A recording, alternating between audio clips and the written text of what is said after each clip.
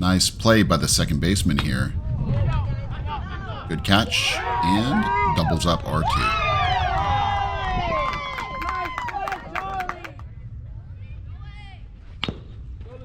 John nailing the safe call at first base. This one was close.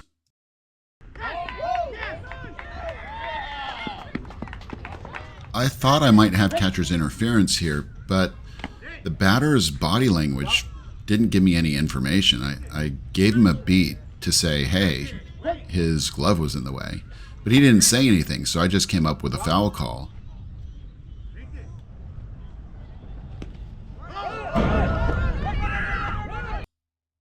If you missed the recent video on runner's lane interference, I will post a link in the comments for you to go take a look at, where we analyze the rule differences between Little League, high school, college, and OBR. I really feel like Little League should adopt the high school rule, or at least the college rule. The batter runner taking an inside path here forces the catcher to throw over his head. He doesn't want to drill him in the back, and we shouldn't have coaches teaching the catchers to throw right at him, because that's the way that you would get 100% runner's lane interference call. So again, in high school, the batter runner would be out immediately for just being there. In college, you can make a judgment call based on the batter runner being there. Did the catcher alter his throw and thus create interference?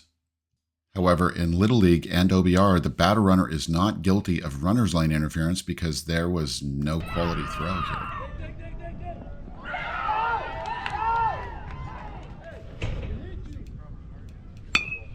The first baseman had secure possession of the thrown ball, his toe on the bag, and he got the out. Based on the manager's request, we did get together to see if I had any additional information for John, but I had exactly what he had. Unlike the last play, the first baseman does not maintain secure possession through the out at first. You can see the ball on the ground right there. John, with excellent timing, seeing the ball on the ground, calls the batter runner safe at first. The first baseman is going for a thrown ball that's off the mark. You can see him obstruct the runner right there. The batter runner's safe anyway, so I didn't call anything. But technically, this is type A obstruction, and you would call time and award the batter runner first base. Now, I've covered this a lot in recent videos, but under official baseball rules, so if you're watching MLB, you're going to see this play is not obstruction, because the fielder is making a legitimate attempt to field a thrown ball. But under Little League and high school, this would be obstruction. Unlike the last play, the fielder has the right on a batted ball, and R2 interferes with him right there. You can see John pointing at the runner. He saw that interference, but it turned out that the shortstop fielded the ball and threw it to first for the third out. If we didn't have 2 outs, you would call time, you would enforce the penalty for interference, R2 would be out, and the batter runner would be awarded first base. You can see the pitcher with a rocking motion here. He never actually comes set.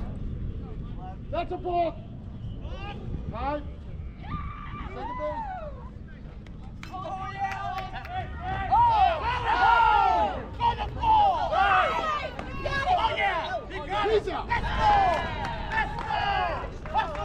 Okay.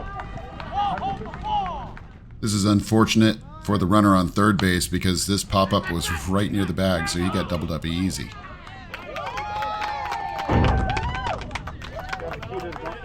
You gotta love the effort here by the catcher going after a foul ball.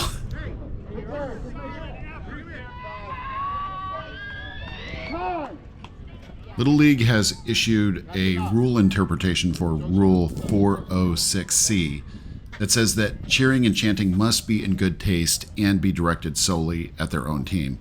If you don't address it, it's going to lead to sportsmanship issues later in the game. Unfortunately, on this pickoff move, the first baseman misses the throw and it hits the runner on first directly in the cup. Now, contrary to public opinion, it can still hurt really bad when you take a cup shot.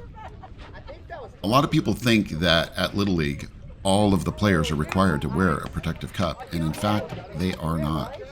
Only the catcher is.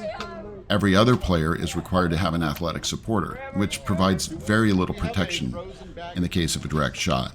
I think it's a pretty good idea for every Little Leaguer to wear a protective cup, but it's up to them. In high school, an athletic supporter is not required for any player, and a protective cup is only required for a catcher. I can tell you, if he wasn't wearing a cup, he probably wouldn't be in the game right now. So it was good that he wasn't hurt. A fielder attempting to apply a tag while not in possession of a ball is a fake tag, whether or not it is intentional. I made the right call, but had the wrong mechanics. You should say time, point, and say that's obstruction, you score, and then award any other base on that obstruction that would have nullified the act of the obstruction. So any other runners would get the base that you feel they should have gotten if there had been no obstruction.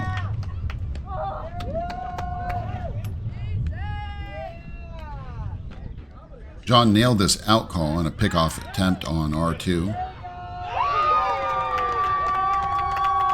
Let's watch that back.